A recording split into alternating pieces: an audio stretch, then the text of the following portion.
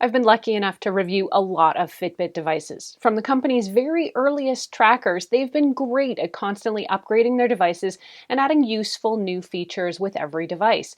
I'm Erin from TechGadgetsCanada.com, and now with the release of the company's new flagship smartwatch, Fitbit Sense, they've once again added a host of new features and useful tools. I had the opportunity to spend a couple of weeks with the brand new Fitbit Sense to test and review. An early heads up that if you end up liking this video and finding it helpful, to please hit that like button and do give me a sub, because it does help me keep making more videos that I hope everyone out there gets to watch, enjoy, and learn from. I'll say right off the bat that the Fitbit Sense has a lot of features and it tracks a ton of data. So with this Fitbit Sense review, I'm going to focus really on the newer features only and how they work, or else this could turn into something akin to a mini-series. I'm also deliberately not enabling Fitbit Premium. I want to see what the average basic user gets with the watch right out of the package here and without having to pay for the extra $13 a month fee. Plus, I do get annoyed at having to agree to pay upfront for the trial period because if I forget to cancel it when the trial period ends, I still end up getting the bill the month later. So if you guys are interested in me getting that Fitbit Premium service and telling you about it, please post that in comments below and I can do a future video. You can expect that the Sense, of course, has all the standard features like step tracking, activity tracking, sleep metrics, and the watch will also send notifications to your phone. It might be worth pointing out that Android users get a bit more functionality out of these notifications than Apple users do. That's because Android users can respond to some of the alerts while Apple users can't. But the good news is that things are improving. It's now possible to use the Sense's built-in microphone and the Bluetooth connection between your phone and your Fitbit device to accept calls on the Fitbit Sense, even for Apple users. Another new option with the new Fitbit Sense is the ability to integrate with either Amazon Alexa or Google Assistant. Previously, Fitbit devices were only compatible with Alexa on some of the models, but there is a big but here for Canadians. Google Assistant ain't available on Canadian versions of the Fitbit Sense. At least not as of the taping of this video, so I wasn't able to test out the Google Assistant feature. I did, however, enable Alexa. Alexa works just fine, but you do need to tap the app to invoke her. You can't just say her name and get a response. Your phone also needs to be nearby for this to work. Right now, it's 2 degrees Celsius. Because the Fitbit Sense is all about health and wellness in this new pandemic era world, I'm going to focus some time here on some of those new health features of this smartwatch and what they can do, as well as what they mean for you. Fitbit Sense has an ECG reader. To use and take an ECG reading or an electrocardiogram reading, you first need to download the ECG app using the Fitbit app on your phone. That is, unless you're in Canada. As of the taping of this video, frustratingly, the Fitbit ECG app is not available to Canadian users. The holdup on this kind of stuff is usually that Health Canada needs to approve the feature, which does take some time because government. Apple Watch did face a similar delay here in Canada, so for now I won't be delving into this feature, but I do hope to once it arrives someday. Also new is an EDA reader. The new EDA Scan app on your Fitbit Sense detects electrodermal activity, which may indicate your body's response to stress. Because your sweat level is controlled by your nervous system, these changes can show how your body responds to stress. You can choose between a 2-minute quick scan or one that lasts longer. You place your hand over the top of the screen and your palm needs to touch all 4 sides of the metal watch frame during the scan. The results of the scan are available in the Fitbit app in the Today tab under the Mindfulness tile and then under Your Journey. In the app, you'll be able to see how frequently you took the time to do a chill out session, what your heart rate was at the time, and you can log what your overall mood is at that time too. This feature seems a bit less useful than some of the others. After all, for the most part, my readings showed as calm with a low heart rate, since I was most often taking these readings when I had a quiet moment as opposed to doing them maybe right in the middle of a stressful situation or a looming deadline. The new Fitbit Sense also has a skin temperature sensor. The Sense will track your own personal range of average skin temperature and then start to let you know if your skin temperature is in that range or seems to be above or below what your baseline for normal is. I guess this might be helpful in detecting the onset of fever. Beyond that, I didn't see much use for this feature. Fitbit says it's normal for skin temperature to vary throughout sleep and from night to night. Your Fitbit Sense will measure your skin temperature while you're sleeping only, apparently. Factors that may cause your skin temperature to change can include things like the temperature in the room, how much bedding you're using, and your general circadian rhythms, plus your menstrual cycles for women, and if you do have a fever coming on. So maybe in this pandemic era world, that might prove useful, but I hope not to find out.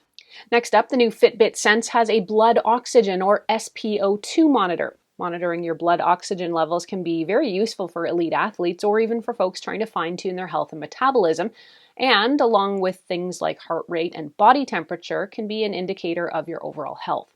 Low blood oxygen may also be an indicator of COVID-19, or so I've been reading. The new Fitbit Sense has a blood oxygen monitor built in, but exactly how you use it and what you need for it to work isn't completely clear. Your Fitbit app shows you an SpO2 app to download, and you'll need to install it from the Fitbit App Store in order to access it. But once you do, nothing happens. I'm really not sure how useful this app's going to be. You can't just call up your blood oxygen level on the app and check in on it on any given moment or even hourly.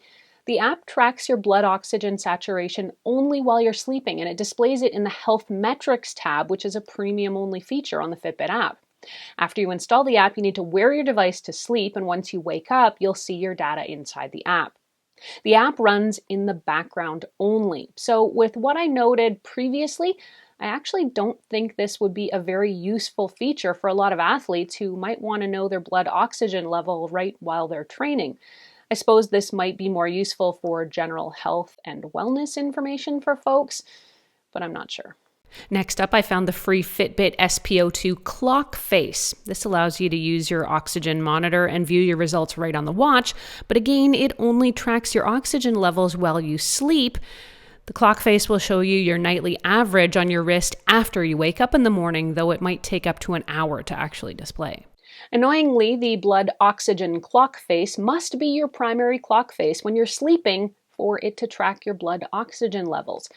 Fitbit says you can switch it out during the day using the clock app on the Sense, where you can store up to 5 of your favorite clock faces on the device, but I was never able to save that clock face there, and I had to keep re-downloading it whenever I wanted to use it.